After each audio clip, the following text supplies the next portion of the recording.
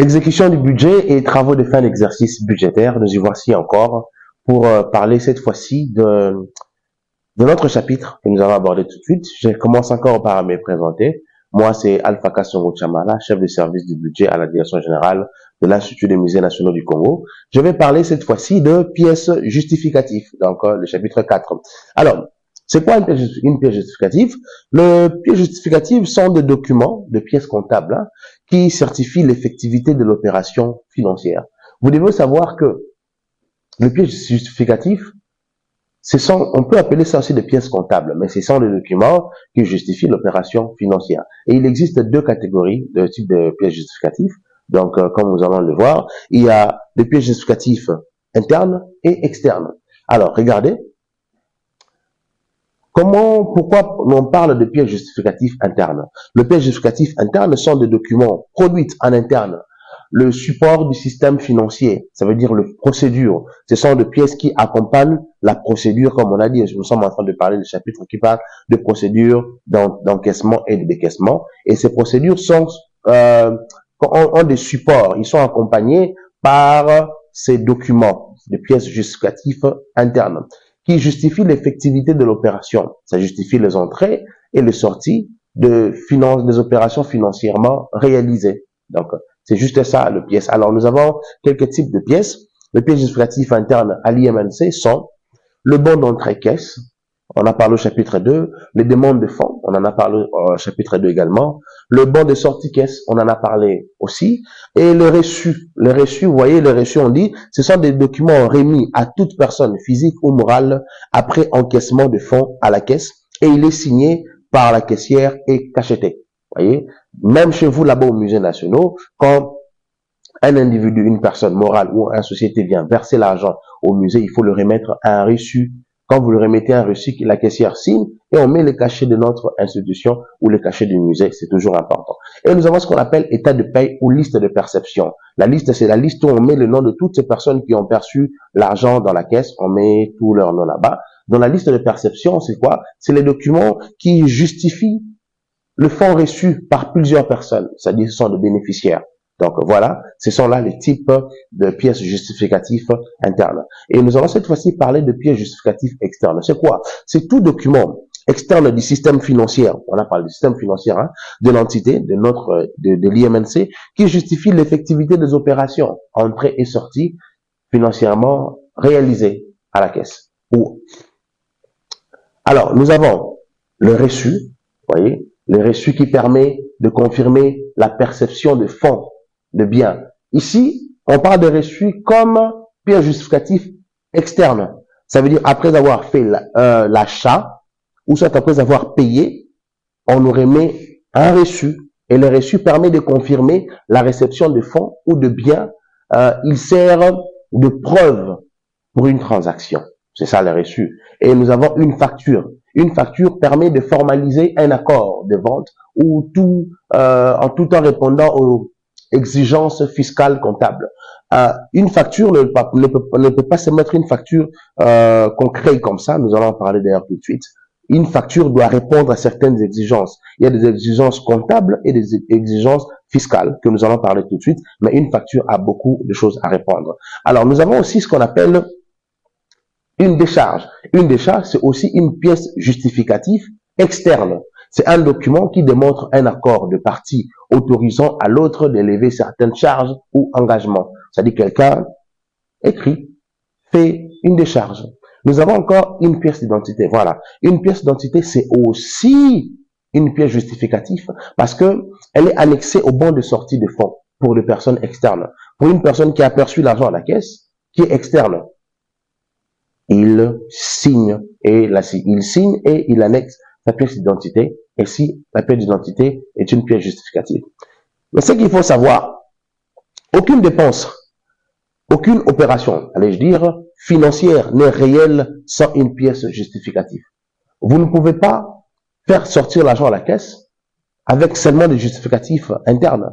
Bon, ce qui est vrai, il y a des dépenses qui ne se limitent que par les justificatifs internes. Mais il y a d'autres qui nécessitent de pièces justificatives externes. Et s'il n'y a pas de pièces justificatives externes ni internes, vous assure que la dépense n'est pas effective. D'une certaine manière, on sent que l'argent l'argent n'est pas sorti à la caisse parce qu'il n'y a pas de soubassement. Voyez. Deuxième chose que vous devez savoir, le motif, ça veut dire ce qu'on écrit le libellé, de l'opération détermine la catégorie et les sortes de pièces justificatives à annexer. Comme je l'ai dit, il y a certaines dépenses qui ne se limitent qu'aux pièces justificatives internes. On prend l'exemple, on remet à un agent le fonds pour le cours de service dépôt courrier. Est-ce qu'avons-nous besoin d'une pièce justificative externe? Non. On a juste besoin de pièces justificatives internes. Mais on remet encore à un agent l'argent pour aller acheter une calculatrice peut-être. Là, on a besoin de pièces justificatives internes et externes qui démontrent que la personne a bel et bien acheté la calculatrice et au montant qu'il a. Vous voyez, ce sont des choses vraiment à savoir. Mais ici, maintenant, vous devez savoir, les pièces justificatives doivent répondre à certains critères. Nous avons dit, il y a des exigences comptables et des exigences fiscales. Parce que nous sommes un établissement public. L'État veut que à chaque fois que nous faisons des dépenses, que ces dépenses puissent être faites par les entités qui sont en conformité avec l'État. Vous ne pouvez pas aller acheter, comment dire, on prend l'exemple de la calculatrice. Vous allez acheter la calculatrice chez un fournisseur qui ne paye pas d'impôts. Non. Vous n'achèterez pas la calculatrice chez un fournisseur qui n'a pas de numéro d'identification nationale. Non. Chez un fournisseur qui n'a pas de registre, qui n'est pas enregistré dans le registre de commerce. Non. Ça veut dire une pièce justificative a des critères. Et ça, vous les trouverez aussi dans le vade-mecum de dépenses. Vous allez les trouver. Alors, ce que vous devez savoir, une pièce justificative doit être conforme au vade-mecum des justificatifs de dépenses publiques. J'en ai presque dit. Le vade-mecum dit que tout fournisseur qui produit de biens et services à l'institution ou soit à un établissement public doit avoir l'identification nationale, doit avoir un numéro d'impôt, doit être enregistré au registre de commerce. Bref, il doit être en conformité avec l'État. Toute entreprise qui n'est pas conforme avec l'État, ou soit il a seulement une partie, quand il produira sa pièce justificative, cette pièce justificative n'aura pas de valeur. Et vous, étant que financier, vous devez le savoir. Si vous avez affaire à des genres de pièces de justificatifs, ça n'a pas de valeur. Ok? Deuxième critère, c'est être valide. Pourquoi est-ce qu'on dit être valide? Valide, on dit qu'une pièce justificative ne peut pas être expirée. On vous apporte une pièce justificative de 2024, pendant que vous avez déboursé l'argent 2025. C'est une pièce justificative expirée. Une pièce justificative doit être lisible. Quand elle n'est pas lisible, elle est invalide, elle n'est pas valide. Une pièce justificative doit être sans rature. Quand on sent qu'il y a des ratures dans votre pièce justificative, on voit les ratures dans la pièce justificative, la pièce justificative est invalide. Une pièce justificative ne doit pas avoir de surcharge. Quand il y a des surcharges dans la pièce justificative, elle est bien invalide. Il faut tenir compte de ce document. Le pièce justificatif doit être daté.